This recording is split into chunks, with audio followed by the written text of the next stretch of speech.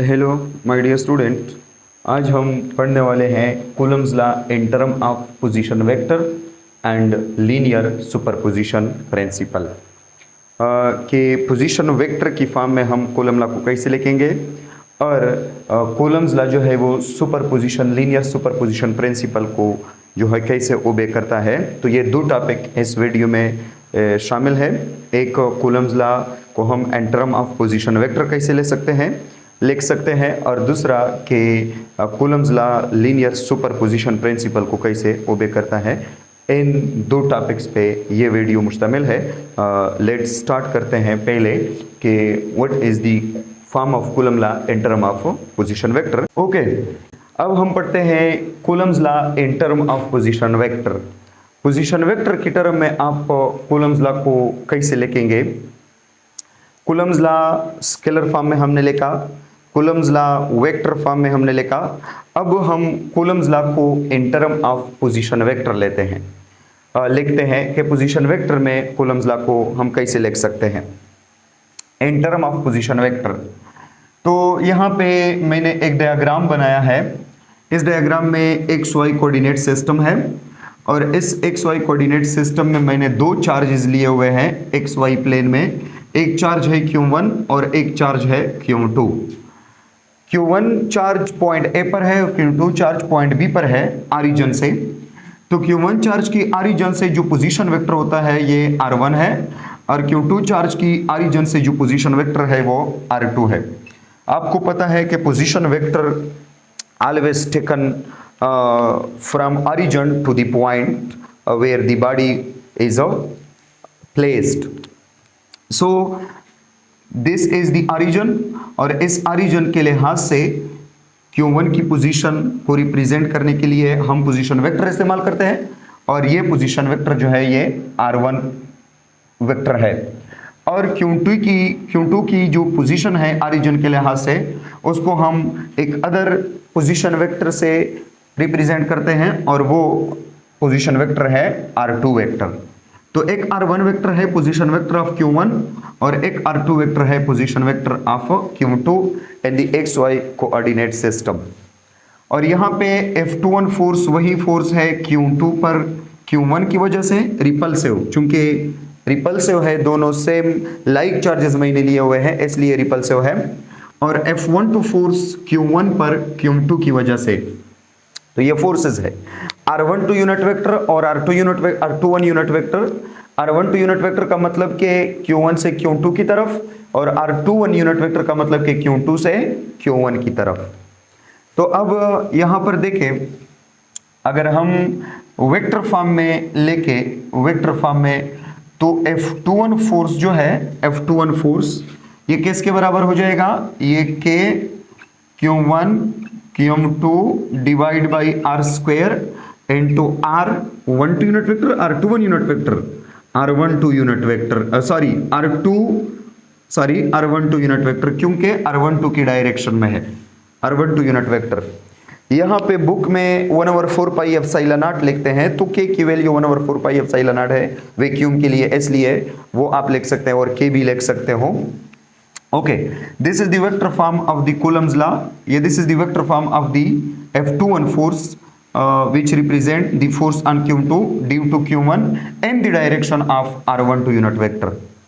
आपको पता है कि जो यूनिट वेक्टर होता है यूनिट वेक्टर A, ये किसके बराबर होता है, ये vector A divide by vector A की magnitude. This is the definition of unit vector. ये यूनिट वेक्टर की डिफिनीशन है, vector divide by its magnitude is called unit vector. यहाँ पे यूनिट वेक्टर क्या है, R12 यूनिट वेक्टर। तो इस लिहाज से R12 यूनिट वेक्टर किसके बराबर हो जाएगा, R12 यूनिट वेक्टर बराबर हो जाएगा R12 वेक्टर, मतलब R12 वेक्टर डिवाइड बाई, क्योंकि R12 unit vector R12 vector की यूनिट वेक्टर है तो R12 unit vector will be equal to R12 vector divide by R12 vector की magnitude. This is the definition of R12 unit vector. ये R12 unit vector की definition है, R12 vector divide by R12 vector की magnitude. This is called the R12 unit vector. Okay, अब देखिए यहाँ पर r12 vector किसके बराबर है और r12 वेक्टर की मैग्नीट्यूड किसके बराबर है। पहले हम इसको पुट करते हैं तो F21 फोर्स किसके बराबर हो जाएगा, F21 force this will be equal to ये K हो जाएगा और Q1 Q2 divide by R square और multiplied by r12 unit vector की जगह आप ये टर्म लिख सकते हो, r12 यूनिट वेक्टर की जगह आप ये टर्म लिख सकते हो, r12 vector divide by r12 vector की मैग्नीट्यूड। तो यहां पे आप लेके r12 vector divide by r12 vector की magnitude, r12 vector divide by r12 vector की मैग्नीट्यूड। ओके, अब देखें r12 वेक्टर की मैग्नीट्यूड कितना है। यहां पर अगर आप देखें Q1 से Q2 तक जो फासला है दिस इज r, और ये r फासला आप r12 वेक्टर की मैग्नीट्यूड भी ले सकते हो और यही फासला r जो है ये r21 वेक्टर की मैग्नीट्यूड भी ले सकते हो। देखिए ये फासला है Q1 और Q2 के दरमियान, यहाँ पे फासला r जो है ये Q1 और Q2 के दरमियान फासला है, और ये r अगर आप इस r को आप r12 वेक्टर की मैग्नीट्यूड भी तस्वर कर सकते हो और यही r को आप r21 वेक्टर की मैग्नीट्यूड भी तस्वर कर सकते हो, क्योंकि r12 वेक्टर r21 वेक्टर भी मैग्नीट्यूड में बराबर है लेकिन डायरेक्शन में अपोजिट है। तो r12 वेक्टर की magnitude this will be equal to modulus, magnitude के लिए हम इस्तेमाल करते हैं r21 वेक्टर की मैग्नीट्यूड, ये किसके बराबर होगा, ये r के बराबर होगा। This will be equal to r, ये r के बराबर होगा।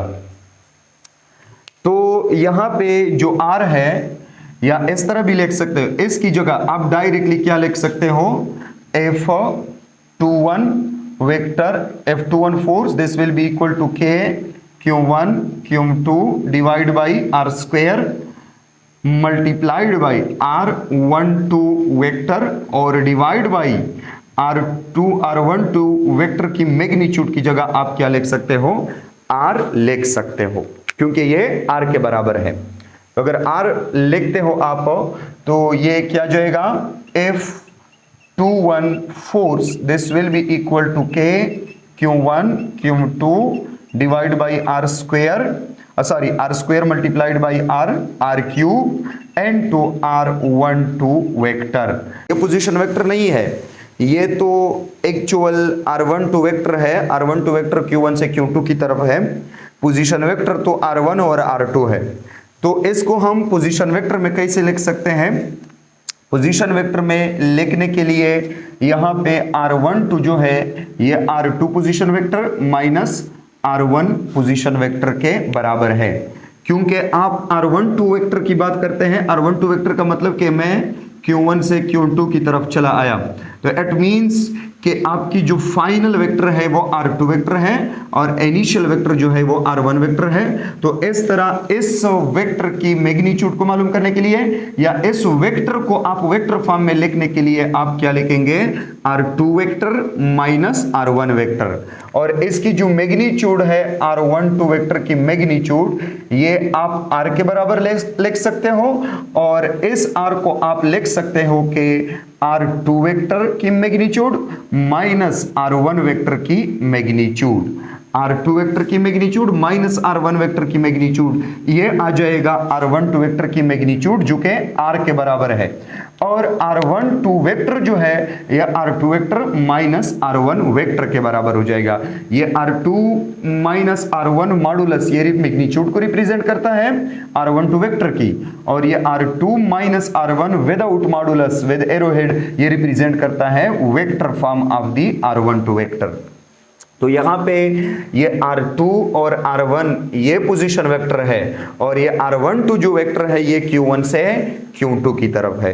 तो अब देखें इस इक्वेशन में आप F21 फोर्स जो है ये क्या आ जाएगा, इस इक्वेशन में F21 फोर्स जो है ये K Q1 Q2 और डिवाइड बाई r क्यूब के बराबर हो जाएगा, मल्टीप्लाइड बाई R12 वेक्टर की जगह आप लिख सकते हो क्या, R2 minus R1 vector. This is the F12 force in term of position vector. और इसको आप इस तरह भी लिख सकते हो कि F21 force this will be equal to, this is the K Q1 Q2 divide by R cube की जगह आप लिख सकते हो कि R2 minus R1 vector whole cube और मॉडुलस, मॉडुलस मतलब magnitude, N2 R2 vector minus R1 vector. और आप इस इक्वेशन को इस तरह भी लिख सकते हो कि F21 force this will be equal to K Q1 Q2 multiplied by R2 vector minus R1 vector divide by R2 vector minus R1 vector modulus और whole cube. This is the F21 force in term of position vector. ये F21 force है in term of position vector. और इस तरह आप अगर F12 force को लिखते हो तो F12 force will be equal to K Q1 Q2 multiplied by, ये हो जाएगा R1 vector minus R2 vector, क्योंकि आप अब Q2 से Q1 की तरफ चले जाते हो तो Q2 आपकी इनिशियल और Q1 आपकी फाइनल, तो फाइनल माइनस इनिशियल, और divide by R1 minus R2 modulus और whole cube. This is the vector, this is the Coulomb's law in term of position vector. ये कूलम्स लॉ है in term of position vector, ये position vector की term में Coulomb's law है। Okay, अब simply एक आप लिख सकते हो कि F is equal to K Q1 Q2 divide by R square. This is simply the scalar form of Coulomb law, ये कूलम लॉ की स्केलर फॉर्म है। और नंबर 2 आप लिख सकते हो कि F is equal to K Q और Q divide by R square into R unit vector. ये कूलम्स लॉ की क्या है, वेक्टर फॉर्म है। This is the vector form of Coulomb law. और आप इस तरह भी लिख सकते हो कि F is equal to K Q और Q divide by R cube and to R vector. This is the Coulomb law in term of position vector. ये पोजीशन वेक्टर की टर्म में जो है वो कूलम लॉ है। तो यहाँ पे आप देखें, यहाँ पे R स्क्वेयर भी आ सकता है और यहाँ पे R क्यूब भी आ सकता है। R स्क्वेयर कब आएगा, जब आपके पास या तो स्केलर फॉर्म है ऑफ कूलम लॉ या यूनिट वेक्टर में लिखा हुआ है Coulomb law, vector form of Coulomb law. लेकिन R क्यूब कब आएगा, जब आपके पास पोजीशन वेक्टर की टर्म में कूलम लॉ लिखा हुआ है तो R क्यूब आएगा। These are the 3 form of the Coulomb's law. ये कूलम्स लॉ की 3 फॉर्म है। Linear superposition principle and Coulomb's law. Linear superposition principle और कूलम्स लॉ को हम पढ़ते हैं कि Coulomb's law obey linear superposition principle, या linear superposition principle can be applied on Coulomb's law. Linear superposition principle के मतलब क्या है, why it is called linear superposition principle. देखिए, पहले हम एक क्वेश्चन सॉल्व करते हैं, फिर लीनियर सुपरपोजिशन प्रिंसिपल और कूलम्स लॉ की तरफ आते हैं। फॉर एग्जाम्पल, आपके पास यहाँ पे एक Q1 चार्ज है और यहाँ पे एक Q2 चार्ज है। लेट सपोज ये Q2 चार्ज जो है, Q2 चार्ज ये Q1 चार्ज पर फोर्स लगा रहा है F12। F12 फोर्स का मतलब कि Q1 पर Q2 की वजह से जो फोर्स है, इनके दरमियान फासला R है। अब फॉर एग्जांपल ये 10 न्यूटन है या 20 न्यूटन, कितना भी हो सकता है, लेकिन ये एक F12 फोर्स है Q2 की वजह से Q1 पर। अब अगर किसी ने आपसे पूछा कि यहाँ पे हम एक Q3 चार्ज रखते हैं, यहाँ पे हम एक Q3 चार्ज रखते हैं, तो आप मुझे ये बताएं कि इस Q3 चार्ज की वजह से Q1 और Q2 के दरमियान जो फोर्स है ये इफेक्ट होगा या नहीं होगा। Q1 और Q2 के दरमियान एक फोर्स है F12 और इसी जगह में हमने एक Q3 को रख दिया। अब जो Q3 भी Q1 पर फोर्स लगा रहा है जिसको हम F13 कहते हैं, ये तो फोर्स लगा रहा है, लेकिन अगर किसी ने पूछा कि ये Q3 की वजह से Q1 और Q2 के दरमियान जो फोर्स है F12 ये इंक्रीज डिक्रीज हो सकता है, मतलब इफेक्ट हो सकता है कि ये इफेक्ट नहीं होगा। तो लीनियर सुपरपोजिशन प्रिंसिपल के मुताबिक Q1 और Q2 की वजह से जो फोर्स है ये Q3 की वजह से या Q4 की वजह से या Q5 की वजह से इफेक्ट नहीं होगा। ये एक्सपेरिमेंटली देखा गया है, ऑब्जर्व किया गया है कि दो पॉइंट चार्ज के दरमियान जो फोर्स होता है वो किसी और चार्ज की वजह से अफेक्टेड नहीं होता। अगर चार्ज है, अगर चार्ज नहीं है तो भी जो फोर्स है, अगर चार्ज प्रेजेंट है तो भी जो फोर्स है वो सेम रहेगा दो चार्जेस के दरमियान। तो मतलब कि Q1 और Q2 आपस में जो फोर्स लगा रहा है this is independent of Q3, this is independent of Q4, independent of Q5 and so on. इसी तरह Q5 और Q1 के दरमियान जो फोर्स अमल कर रहा है, एग्जिट हो रहा है, ये n से इंडिपेंडेंट है। इसी तरह Q1 और Q4 के दरमियान जो फोर्स अमल कर रहा है ये इन सारे चार्जेस से क्या है, इंडिपेंडेंट है। इसको लीनियर सुपरपोजिशन कहते हैं।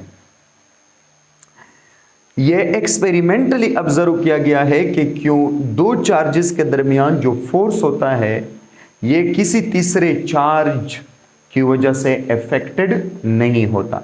अलबत्ता नेट फोर्स जो होता है Q1 की वजह से फोर्स, Q2 की वजह से फोर्स, Q5 की वजह से, Q4 की वजह से, ये सारे फोर्स आपस में अगर आप मिलाते हो तो नेट फोर्स तो चेंज होता है, लेकिन Q1 और Q2 के दरमियान जो अपना फोर्स है आप इनको इग्नोर कर सकते हो और आप इसको अलग भी आइसोलेट भी ले सकते हो इन दो चार्जेस को।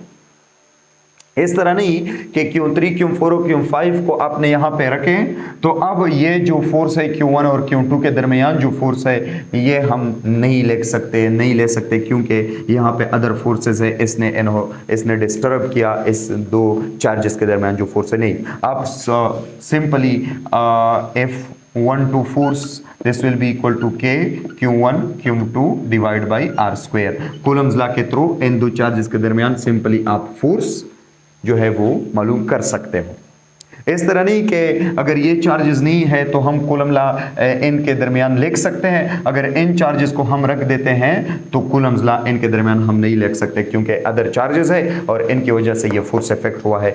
ये फोर्स दो चार्जेस के दरमियान जो फोर्स होता है ये किसी अदर फोर्स की वजह से डिस्टर्ब या इफेक्ट नहीं होता। अब लीनियर सुपरपोजिशन प्रिंसिपल की तरफ आते हैं। लीनियर सुपरपोजिशन प्रिंसिपल कहता है कि when a number of charges are present then the total force on given charge will be equal to the vector sum of all forces due to the remaining charges। For example एक जगह पे आपके पास number of charges है तो इन number of charges में से आप एक चार्ज ले लें और इस चार्ज पर जो नेट फोर्स होता है, टोटल फोर्स होता है ए नंबर ऑफ चार्ज की वजह से ये किसके बराबर होगा, ये vector sum of all the forces के बराबर होगा due to the remaining charge. For example इस डायग्राम में हमारे पास कितने चार्ज है, Q1 Q2 Q3 Qn, मतलब n चार्जेस है। आप इनको 4 तस्वर कर ले तो अब हम जो है यहाँ पे Q1 पर फोर्स लेते हैं कि Q1 पर फोर्स कितना होगा। तो Q1 पर जो फोर्स है ये Q2 की वजह से भी है, इसी Q1 पर फोर्स Q3 की वजह से भी है, इसी Q1 पर फोर्स Qn की वजह से भी है। ये Q1 गिवन फोर्स है और बाकी जो ये Q1 गिवन चार्ज है और बाकी जो 3 है Q2 Q3 Qn ये रिमेनिंग चार्ज है।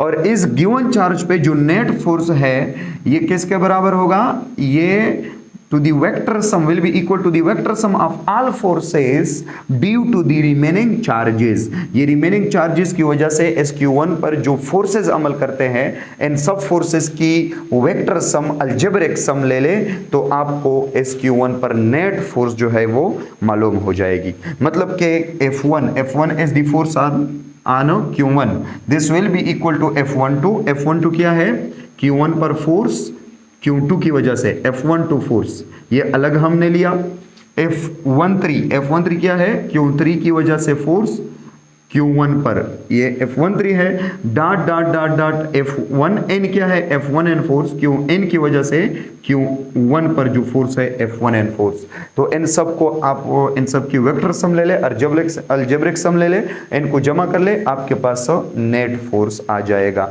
This is the superposition principle.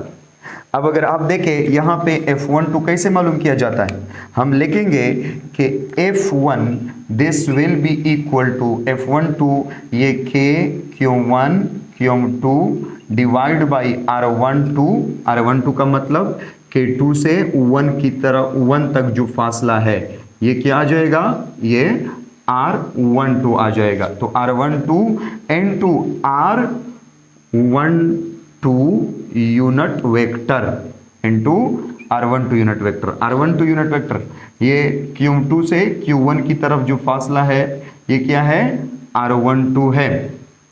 और यहाँ पे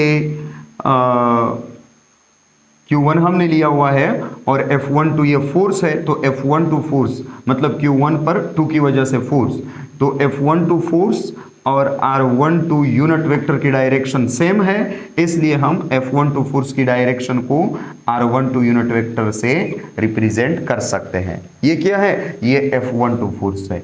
आपने इन सब को नेग्लेक्ट किया, इग्नोर किया, सिर्फ इन दो चार्जेस के दरमियान फोर्स को मालूम किया कूलम लॉ के मुताबिक। इस तरह F13 किसके बराबर हो जाएगा, प्लस, और ये Q1 और दूसरा चार्ज जो है वो है Q1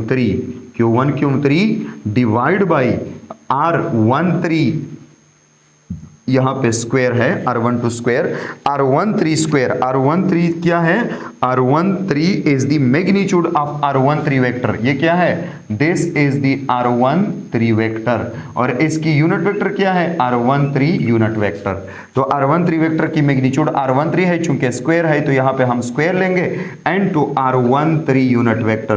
F13 फोर्स की डायरेक्शन R13 यूनिट वेक्टर से हम रिप्रेजेंट करते हैं, क्योंकि R13 यूनिट वेक्टर की डायरेक्शन और F13 फोर्स की डायरेक्शन ये क्या है, ये सेम है। और F13 है क्या, F13 is the force on Q1 due to Q3।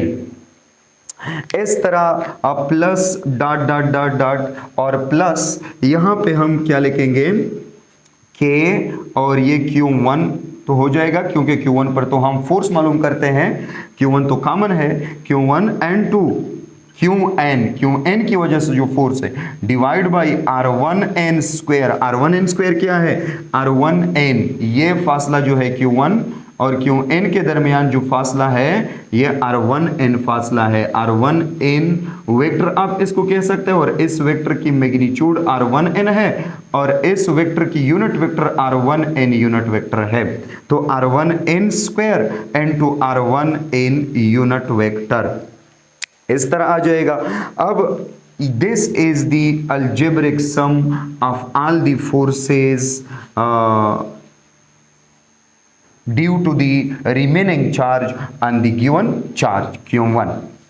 और आप इसको पोजीशन वेक्टर की फॉर्म में लिख सकते हो, कैसे, F1 will be equal to ये क्या आ जाएगा, K Q1 Q2 और divide by R12 square multiplied by ये R12 किसके बराबर है, R12 unit vector, R12 unit vector R12 vector divide by R12 में वेक्टर की मैग्नीट्यूड मतलब R12 और plus K Q1 Q3 divide by R13 multiplied by ये r13 यूनिट वेक्टर किसके बराबर है, ये r13 vector divide by r13 vector की मैग्नीट्यूड मतलब r13 और plus dot dot dot plus ये k q1 qn divide by r1n square and to r1n unit vector किसके बराबर है, r1n unit vector r1n vector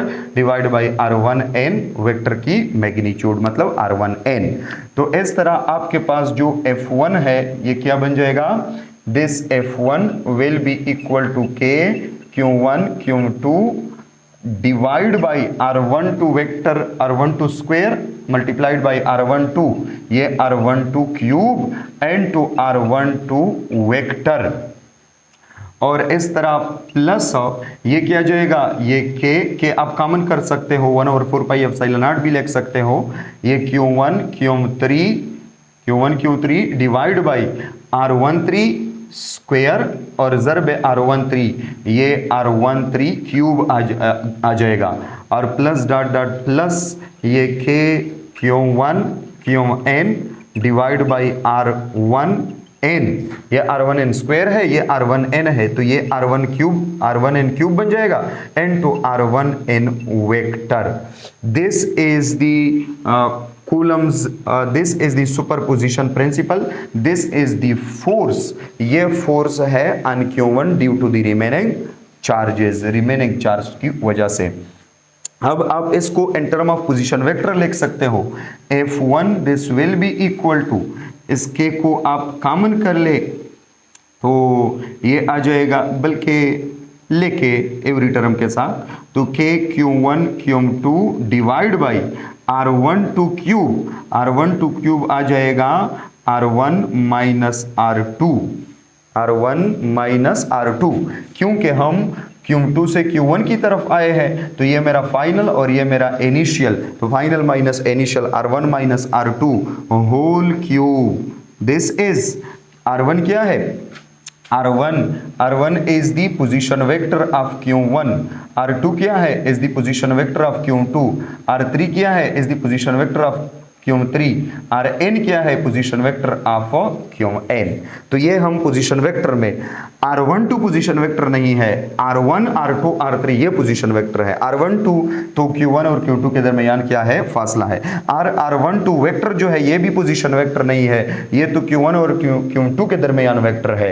r1 और r2 r3 r4 r5 ये position vector है with respect to origin, ये origin के लिहाज से पोजीशन वेक्टर है। तो k q1 q2 divide by r1 minus r2 whole cube and to r12 vector की जगह हम लिख सकते हैं r1 vector minus r2 vector, बल्कि आप इसको इस तरह लेके कि k q1 q2 and to इस तरह आप लेके कि r12 वेक्टर की जगह r1 vector minus r2 vector और divide by r1 minus r2 whole cube, ये हो जाएगा f12 और प्लस इस तरह k q1 q3 ये हो जाएगा f13 एंड टू यहाँ पे मैंने नहीं लिखा, यहाँ पे आप लेके r13 वेक्टर और प्लस डॉट डॉट।